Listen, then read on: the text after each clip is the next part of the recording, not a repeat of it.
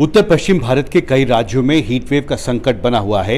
ये latest heat wave map Bharat मौसम विभाग का है और इसमें आप देख सकते हैं कि उत्तर पश्चिम भारत के कई राज्यों में हीट वेव के लिए रेड अलर्ट जारी किया गया। ये राजस्थान, इसमें बहुत साफ तौर पर देखा जा सकता है, पंजाब, दिल्ली, हरियाणा, एनसीआर का जो इलाका है दिल्ली एनसीआर का, उसमें भी कल तक भी हीट वेव चलने की आशंका है। मेरे साथ डॉक्टर नरेश कुमार हैं।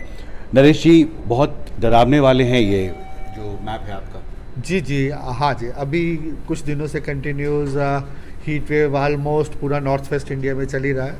स्पेसिफिकली राजस्थान में तो ऑलमोस्ट यू कैन से कि एक वीक ही हो गया। और अभी आने वाले दिनों की बात करें तो हमारा पंजाब, हरियाणा, राजस्थान, इवन एनसीआर दिल्ली, हमारा 2 दिन के लिए फिर से रेड अलर्ट है। एनसीआर दिल्ली के लिए कल ऑरेंज है, लेकिन बाकी इन राज्यों के लिए रेड अलर्ट है। उसका मेजर रीज़न यही है कि यहाँ दिन के टेम्परेचर भी बढ़े हुए हैं।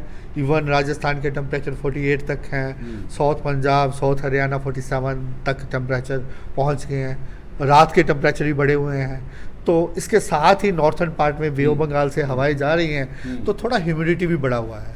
तो इनको ही मद्देनजर रखते हुए हमने यहाँ रेड अलर्ट दिया है। उसके साथ अगर बाकी जगह की बात करें, अभी जम्मू कश्मीर में भी हीट वेव हो रहा है, हिमाचल में भी है, उत्तर प्रदेश में भी है और northern part of Madhya Pradesh में भी है। तो ये 2 दिन तो ऐसा ही रहेगा। उसके बाद कंडीशंस इम्प्रूव होंगे। तो ऐसा नहीं है कि अभी बिल्कुल ख़त्म हो जाएगा। जैसे आज का हमारा अनुमान था, पहले हमने 12-13 तक ही ज़्यादा दिया था। 12-13 तक तो हमने रेड अलर्ट रखा है। 14-15 को थोड़ा रिड्यूस हो जाएगा। 15 के बाद ही प्रॉपरली अवेट होने का अनुमान है। यानी अगले 3-4 दिन बहुत, अभी 2 दिन सिवियरिटी रहेगी, उसके बाद कम हो जाएगा, लेकिन फिर भी कहीं ना कहीं हीट वेव रहेगा। पहला सवाल ये था कि ये गर्मी क्यों अचानक से बढ़ी। मैं आकर देख रहा था 7 जून को जो आपने लिस्ट जारी की थी उसमें सिर्फ 2 वेदर स्टेशंस थे जहाँ पर 45 डिग्री या उससे ऊपर था, पर अब तो वो 22-23 तक पहुँच गया है। क्यों गर्मी बढ़ी? देख, बेसिकली रीज़न क्या होता है कि जैसे हम बात करें तो साल का सबसे गर्म महीना मई होता है। तो मई महीने में जनरली मैक्सिमम जगह 45 डिग्री टेम्परेचर्स जहाँ उससे ज़्यादा पहुँच जाते हैं। लेकिन इस बारी क्या हुआ कि ऐसा नहीं रहा। उसका जो मेजर कारण यही था कि कंटिन्यूस वेस्टर्न डिस्टर्बेंस आते रहे, उनके कारण थंडरस्टॉर्म एक्टिविटी, रेनफॉल एक्टिविटी रहा। तो वो रीज़न था। अब उसके बाद, अब जैसा आपका क्वेश्चन था, कुछ दिनों से क्या है कि जो फेवरेबल कंडीशंस आए, सबसे पहले तो यह है कि रेनफॉल एक्टिविटी नहीं होना चाहिए, मेन क्लियर स्काई होना चाहिए ताकि सनरेज सीधा धरती पे आ सके।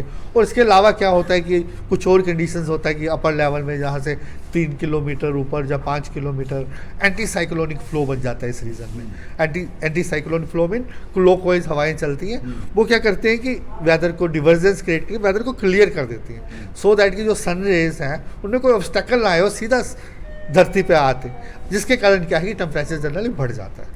तो वही कंडीशंस बनी हुई हैं। तो 2 दिन तो बिल्कुल कोई चांस नहीं लग रहा। हालांकि एक वेस्टर्न डिस्टर्बेंस भी आ रहा है, उसका थोड़ा इफेक्ट रहेगा, लेकिन फिर भी बहुत ज़्यादा इंप्रूवमेंट का अभी चांसेस नहीं। वेस्टर्न डिस्टर्बेंस कब से उम्मीद है? हमारा यही है कि जैसे एनसीआर दिल्ली की बात करें, आज के लिए भी हमने थंडरली डेवलपमेंट वगैरह लिखा हुआ है, कल भी हो सकता है। और 2 दिन के बाद ज़्यादातर वेदर एक्टिविटी जैसे 14-15 उस समय हम एक्सपेक्ट कर रहे हैं कि थोड़ा जहाँ थंडरस्टॉर्म रेनफॉल एक्टिविटी पूरा नॉर्थ वेस्ट इंडिया में होना चाहिए। जी, एक सवाल बस मॉनसून के ऊपर था। एक और इनसेट सीडी सैटेलाइट की जो इमेज यहाँ पे हमें दिखाई दे रही है बहुत साफ तौर पर, बहुत घने बादल हैं दक्षिण भारत के राज्यों में और यहाँ के लिए भी आपने रेड अलर्ट जारी किया है।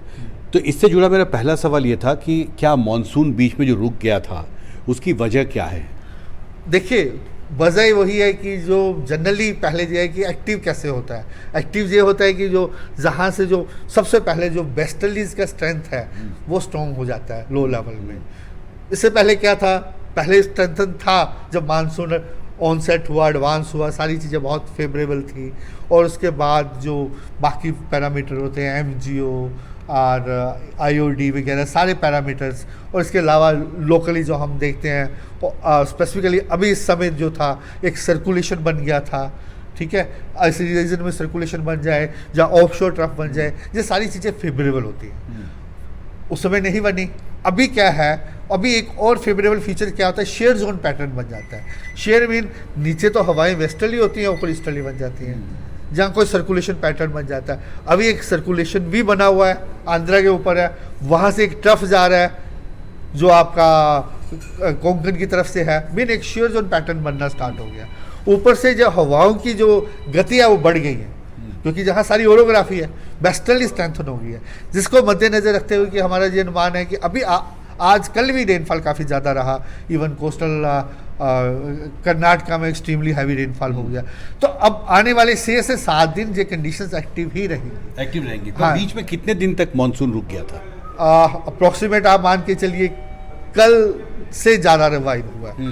उससे पहले भी 1-2 दिन पहले हैवी रहा, लेकिन कल से ज़्यादा रिवाइव हुआ है हाँ। South peninsula. तो बेसिकली 29 मई के आसपास रुक गया था बारिश। जी, उसके बाद कम हो गया। अब कल से फिर ज़्यादा जो रेनफॉल एक्टिविटी करीब 2 हफ्ते हम कह सकते हैं कि जी, मानसून अप्रोक्सीमेट आप कह सकते हैं। जी जी जी रुक गया था। जी जी। अभी इसके लिए हमारा जो है पूरा रेड अलर्ट है, स्पेसिफिकली कोस्टल कर्नाटका, गोवा के लिए 3 दिन के लिए, और कर्नाटका के लिए 4-5 दिन, केरला के लिए भी इसके बाद, आज के बाद हम रेड अलर्ट दे रहे हैं 2 दिन के बाद। उसके अलावा ये भी है कि हम एक्सपेक्ट कर रहे हैं कि मानसून अब थोड़ा थोड़ा जैसे शेयर जोन ऊपर शिफ्ट होता है, तो मानसून बाकी हिस्सों में जैसे महाराष्ट्र के हिस्से बचे हैं वहाँ कवर कर लेगा।